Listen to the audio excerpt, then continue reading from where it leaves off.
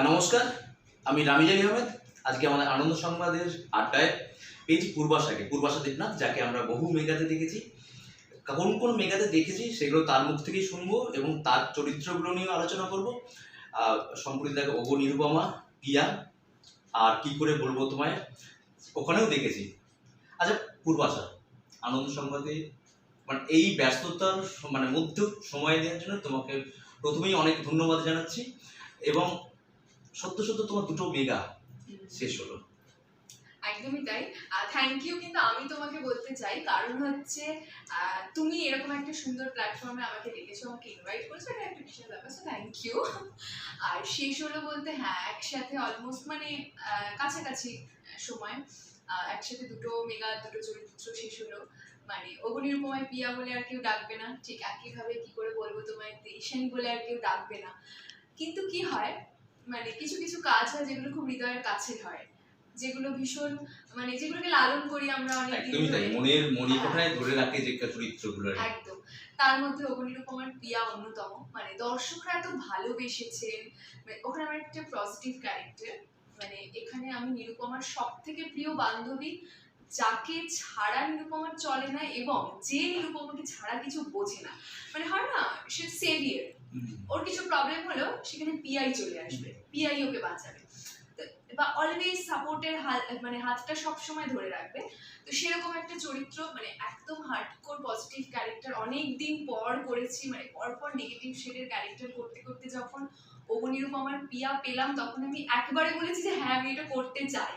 আর চরিত্রটা করে প্রচন্ড ভালো লেগেছে, কারণ দর্শকরা ভীষণ ভালোবেসেছে। আর এই যে বললে পরপর নেগেটিভ করতে করতে হাঁপিয়ে উঠেছিল এবং তারপরে কোথাও নিঃশ্বাস ফেলার জন্য একটা সেই মরুভূমির বুকে যেটা সে ক্যাকটাস ব্যাপার সেবার আর কি। ব্যক্তিগতভাবে তোমার কোন কিরকম ক্যারেক্টার ভালো লাগে, নেগেটিভ না পজিটিভ?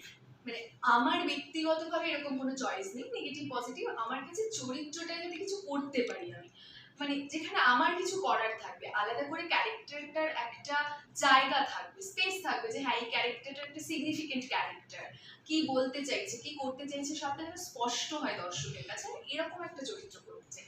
সেটা নেগেটিভ বা পজিটিভ, তোমার কোনো সমস্যা বাস্তবে পূর্বাশা কেন? কারণ সবসময় নেগেটিভ করলে মানুষের, দর্শকের মধ্যে একটা ঢুকে যায় না যে ব্যাপারটা, মেয়েটা মানে বোধহয় খুব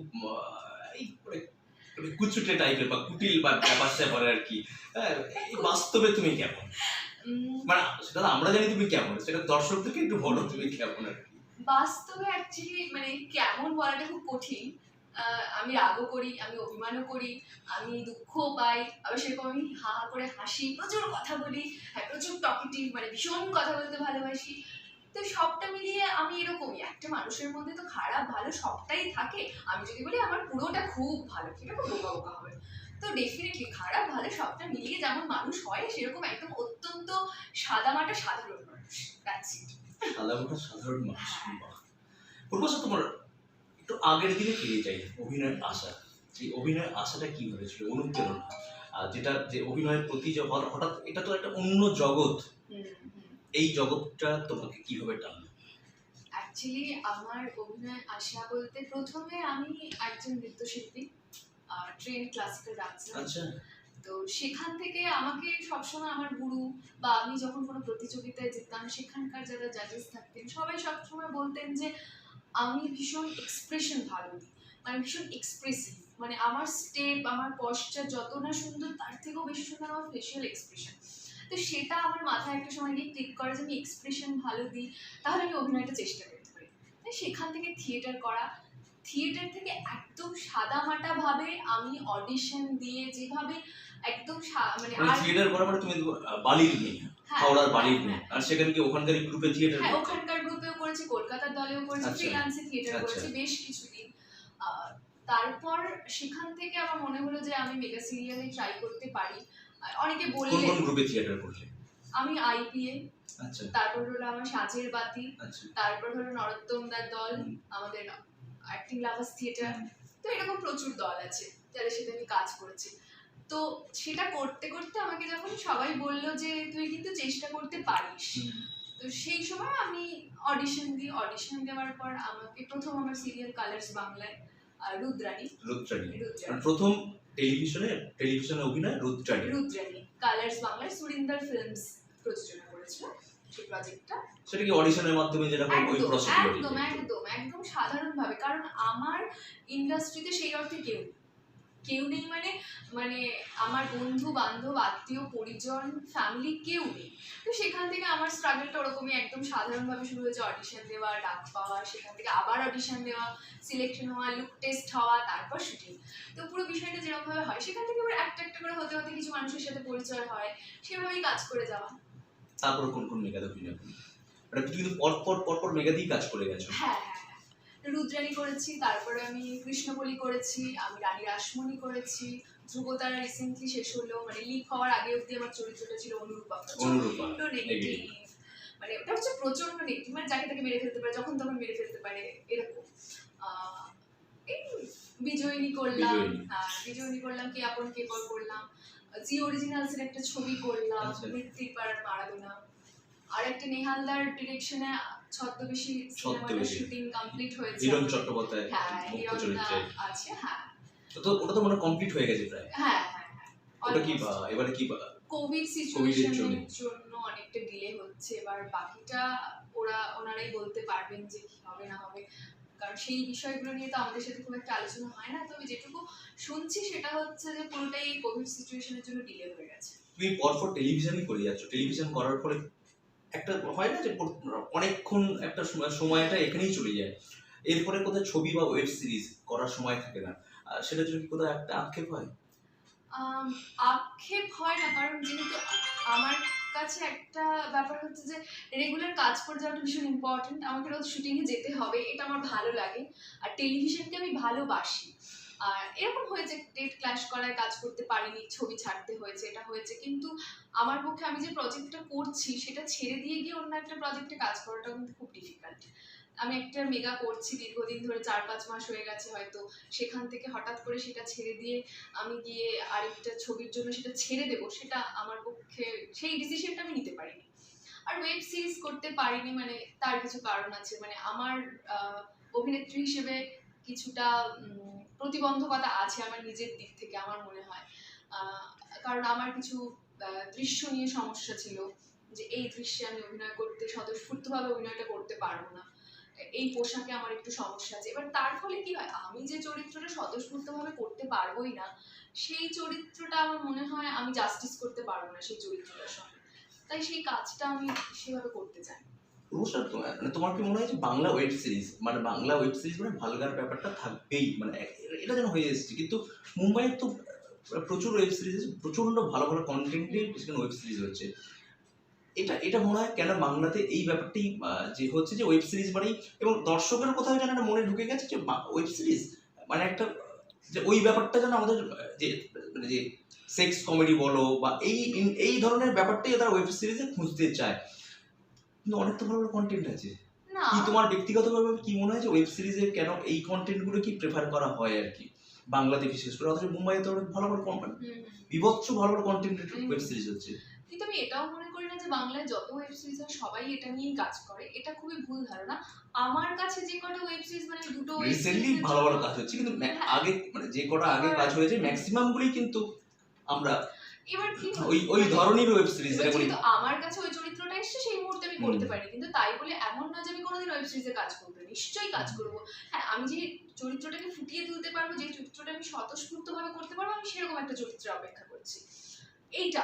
কিন্তু হ্যাঁ, সবসময় যে একদম ভালগার জিনিস নিয়ে কাজ হচ্ছে, যৌনতাকে প্রাধান্য দেওয়া হচ্ছে, এটা আমি ঠিক বিশ্বাস করি না। আর যদিও বা কিছুটা করা হয়ে থাকে, সেটা কিছুটা দর্শকের জন্য বলা যেতে পারে, কারণ আলটিমেটলি কিন্তু সবটা ডিপেন্ড করে দর্শকের চাহিদা, দর্শক কি দেখতে চাইছে। এটাও তো ঠিক যে দর্শককে যে তুমি যা দেখাবে সেটাই দর্শক দেখতে চাইবে, মানে মানুষকে তুমি যা খাওয়াবে সেই খাওয়াটাই তারা খেতে শিখবে না। আমি সেটা সব সময় হয় না, কিছুটা হয়তো হয়, কারণ আমি সেক্ষেত্রে বলতে পারি মেগা প্রচুর ভালো ভালো কন্টেন্ট নিয়ে মেগা হয়েছে বিভিন্ন চ্যানেলে, কিন্তু দেখা গেছে সেই ভালো কন্টেন্টের মেগাটাই কিন্তু টিআরপি পায়নি, টিআরপিতে কিন্তু এগিয়ে আছে যেখানে পরকীয়া দেখানো হয়েছে। তো সেই জায়গায় মানুষ কি পরকীয়া দেখতে ভালোবাসে? কিছুটা হয়তো এখন টেস্ট বদলাচ্ছে, এখন তো ডেফিনেটলি মানুষের টেস্ট বদলে গেছে, মানুষ অন্য কিছু দেখতে চাইছে এবং হচ্ছেও সেরকম কাজ। আগে কিন্তু মানুষ ওটাই প্রেফার করতো, কারণ আমরা দেখেছি প্রচুর ভালো ভালো মেগা সিরিয়াল কিন্তু টিআরপি পায়নি একটা সময়, মানে নাম ধরে বলা যায়। তো সেই সময় তাহলে ভালো কন্টেন্ট কেন মানুষ দেখছে না? সাহিত্য নির্ভর কাজ হয়েছে, বাংলা সাহিত্য নির্ভর কাজ হয়েছে, কিন্তু সেটাও মানুষ দেখেনি। তো সেটা তো ধরে নিতেই হবে তাহলে যে মানুষ কি দেখতে চাইছে। তবে এখন মানুষের টেস্ট পাল্টেছে, এখন কাজের ধারাও পাল্টেছে, এখন অনেক ভালো ভালো কাজ করছে। আর আমি ওয়েট করছি একটা দারুণ ওয়েব সিরিজের। দারুণ ওয়েব সিরিজ। তুমি যে মেগার প্রসঙ্গে যখন বলছিলে যে ভালো ভালো মানুষের টেস্ট মানে বদলাচ্ছে, যেরকম মানে তোমার কাজেরও টেস্ট বদলাচ্ছে, কিন্তু এখনো তো মেগাতে দেখা যাচ্ছে সেই চড়া মেকআপ, সেই ঘরে বসে আছে সেই সোনার বহু চুড়ি, মানে অনেক চুড়ি, সোনার চুড়ি, গয়না এবং দামি দামি শাড়ি, এটা তো বাস্তবে তো হয় না। না, এইটা এবার বুঝতে হয়, মানে আমি যেটা মনে করি, এইটা আমি যা বলছি সবটা আমার অল্প বিদ্যায়, আমি অল্প বুদ্ধিতে যেটুকু বুঝতে পারছি আমি সেটুকু বলছি। আমার মনে হয় যে সবকিছু বানানো হয় একটা দর্শকের কথা মাথায় রেখে, মানে টার্গেট কাদেরকে করে আমরা জিনিসটা বানাচ্ছি। আমরা কিন্তু ওয়েব সিরিজ একটা মানে একদম তুমি কি বলছো সবই টিআরপির খেলা? না, এটা তো হচ্ছে ডিপেন্ড করছে যে আমি কার জন্য প্রোডাক্টটা বানাচ্ছি। আমি যখন একটা প্রোডাক্ট বানাচ্ছি আমাকে সবার আগে দেখতে হবে যে এর ভিউয়ার কে। আমি যদি এখন এক্সপেক্ট করি একটা সাহিত্য নির্ভর বা এখনকার যে ইন্টেলেকচুয়াল ছবি হচ্ছে সেগুলো মেদিনীপুর বা বাঁকুড়ার মানে সেই প্রত্যন্ত গ্রামের মানুষ দেখে বুঝতে পারবেন এবং দেখে খুব এনজয় করবেন, সেটা তো আমার ভুল। আবার এই বাংলা সিরিয়ালের চড়া মেকআপটা কিন্তু ওনারা দেখতে ভালোবাসেন। আমরা যখন শো করতে যাই, আমি যদিও খুব কম শো করি, কিন্তু আমি যখন শো করতে যাই এই মেদিনীপুর, বাঁকুড়া, বীরভূম এইসব এলাকায়, ওনারা এই চড়া মেকআপ, ওনারা ওনাদের থেকে আলাদা কিছু দেখতে চান, যে এই যে চকচকে ব্যাপারটা ওনারা এটাই চান। আর মেগা সিরিয়ালটা কিন্তু রুরাল এরিয়াতেই বেশি হয়, মানে দেখে কলকাতা শহরে বা এরকম জায়গায় কিন্তু তুলনামূলক কম দেখে। তো সেই জায়গা থেকে আমাদের টার্গেট অডিয়েন্স ওরা, তো ওদের কথা ভেবেই, ওদের প্রায়োরিটিটাই আমাদের প্রায়োরিটি, ওদের কথা মাথায় রেখেই বানাতে হয়, আমার তাই মনে হয়। সেইভাবেই হয়তো প্রযোজকরা বা চ্যানেল এইভাবেই কাজগুলো করছে। একটা মেগার অফার এলো, একটা ভালো ছবির অফার এলো, আর ওয়েব সিরিজের অফার এলো, কোনটা তুমি ফার্স্ট চয়েস, মানে তোমার ফার্স্ট চয়েস কোনটা হবে? প্রথম হচ্ছে আমি স্ক্রিপ্ট পড়তে চাই, আর দ্বিতীয় হচ্ছে আমি চরিত্রটা দেখতে চাই।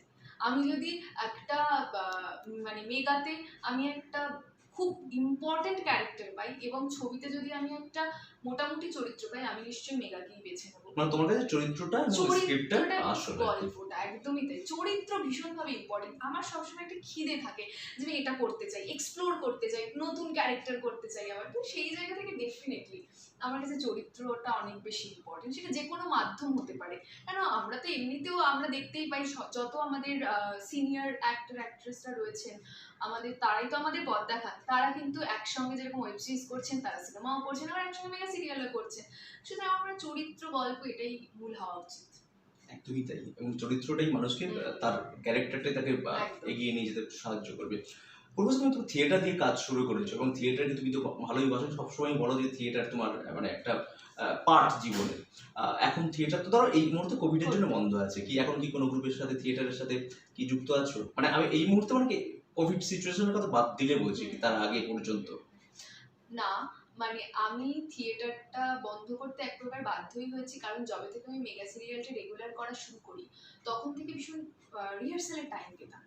আমি লাস্ট শো করি রিহার্সালের চাপটা হয়ে যায়। হ্যাঁ, মানে আমি মানে লাস্ট আমি যে শোটা করি সেখানে সবাই প্রক্সি আর্টিস্টের সঙ্গে আমি রিহার্সাল করেছি এবং মাত্র 2টো রিহার্সাল করেছি আমি যারা অরিজিনালি পার্টটা করবে। সেখানে কোনো সিঙ্ক্রোনাইজেশন হয় না, কাটসে দাঁড়িয়ে তো আর থিয়েটারটা হয় না।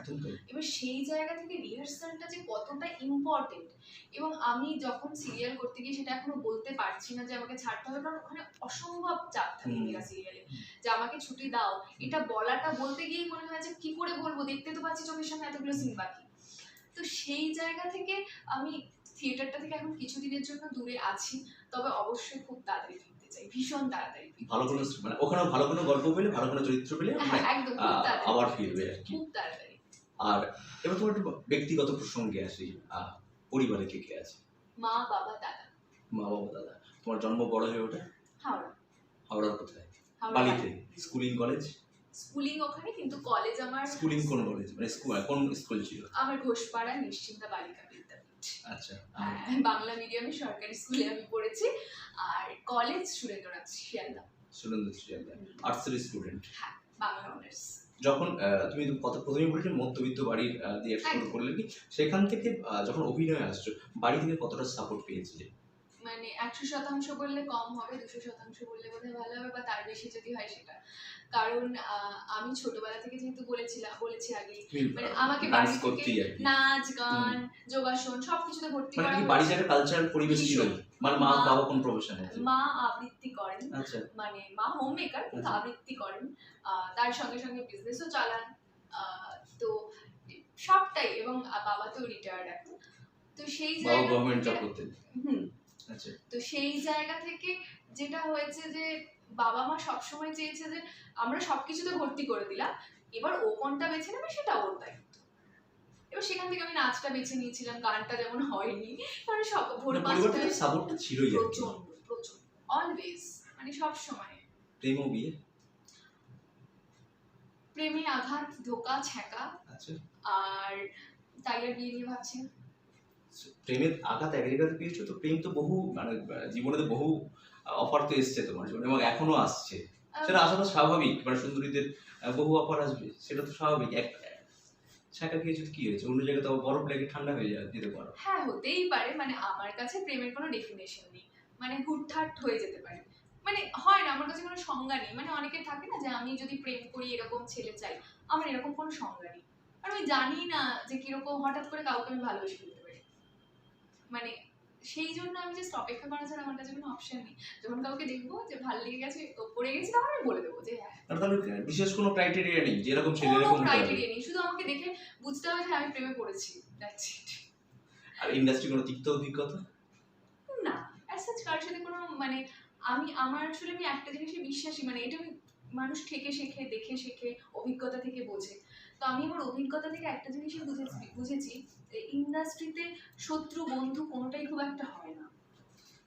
আজকে আমি যখন একটা প্রজেক্ট করি সেটা একটা ফ্যামিলি হয়ে যায়, আস্তে আস্তে যখন প্রজেক্টটা শেষ হয়ে যায় কিছুদিন পর্যন্ত মানে সেই যে বন্ডিংটা সেইটা থাকে, তারপর আস্তে আস্তে আস্তে সেটা বিলীন হয়ে যায়। তো যেখানে সেটা বিলীন হয়ে যায় তখন আর সেটা বন্ধুত্ব নয়, তার মানে ধরে নিতে হবে।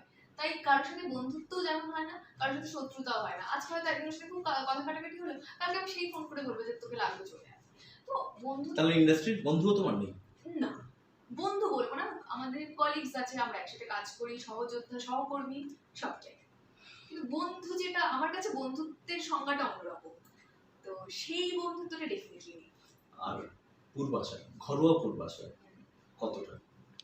এখন আমি একা থাকি জলিগঞ্জে, আমি রান্না করি, বাসন মাজি, ঘর ঝাড় দিই, পুজো করি, ঘর গোছাই, সব। বাহ, মানে যে তোমাকে লাইফ পার্টনারশিপ পাবে তার কোনো জীবন মানে কোনো এই থাকবে না, চিন্তাই থাকবে না আর কি, সব কিছুই মানে এই নয় যে তাকে তোমাকে দিয়ে সবকিছু করাবে, মানে চিন্তাটা থাকবে না আর কি, যখন খুশি ভালো মন্দ তুমি রান্না করে খাওয়াতে পারবে। এর কোনো গ্যারান্টি। আচ্ছা, তাকে দিয়ে করাতে পারো। এই চাপটা থাকবে না, হয়তো অন্য কোনো চাপ হয়ে, মানে আমি ভীষণ মুডি, আমি ভীষণ মানে কখনো হয়তো একদম বাড়িতে বসে রইলাম, কোথাও মনে হলো এক্ষুনি কোথাও একটা যাবো, এবং আমি এখন যেটা করি একা একা বেরিয়ে যাই, টুক করে বেরোলাম গাড়িটা নিয়ে, হয়তো একটুখানি সাবস্ট্রিট চলে গেলাম, হয়তো একটুখানি নন্দনে চলে গেলাম, মানে আমি এটা করি, আমি একা করি, তখন হয়তো তাকেও ডিস্টার্ব করবো, মাঝরাতে হতেই পারে আমার আইসক্রিম খেতে ইচ্ছে করলো, চলো বাস্কিন রবিন্স, যেটা আমি শুটিং এর মাঝখানে মাঝে মাঝে আমরা গ্রুপ বানিয়ে যাই, আমার ভীষণ মজা লাগে, মানে আমি ভীষণ আইসক্রিম প্রেমী, মানে আইসক্রিম লাভার বলতে যা বোঝায় আমি তাই। তো সেই জায়গা থেকে আমার হতেই পারে মাঝরাতে হয়তো বললাম চলো, তো তাকে অন্যভাবে রিটেট করতে পারি। পূর্বাশাকে যাদের পছন্দ তারা একটু শুনেই রাখছি যে পূর্বাশার মাঝরাতে আইসক্রিম খাওয়ানোর জন্য আবদার করতে পারো এবং নিয়ে যেতেও হবে। আর তো যে লাইফ পার্টনার হবে তার তো মানে সেটা যখন তখন কিন্তু করতেই হবেটা নেই, এটা মুডের উপরে, হবে, এটা মুডের উপরে, না করলেও হবে। আমাকে, আমি যদি কাউকে ভালোবেসে ফেলি, সে যদি আমার জন্য কিছু না করে তাও আমি ভালোবেসেই যাবো, আর যদি কাউকে আমার পছন্দ নয়, সে যদি আমার সব করে ফেলে তাও আমার পূর্বাশার ফিউচার প্ল্যানিং? নো প্ল্যান, এটাই গন্ডগোলের প্রশ্ন। প্ল্যানিং করলেই সব গন্ডগোল হয়, তাই নো প্ল্যানিং, যা হচ্ছে গুড, আই এম হ্যাপি। ঠিক আছে, যা হচ্ছে ভালোই হচ্ছে এবং আরো ভবিষ্যতে ভালো হবে। আমাদের তরফ থেকে অনেক অনেক শুভেচ্ছা, ভালো থেকে সুস্থ থেকে এবং আমাদেরকে সময় দেওয়ার জন্য অনেক অনেক ধন্যবাদ। Thank you so much.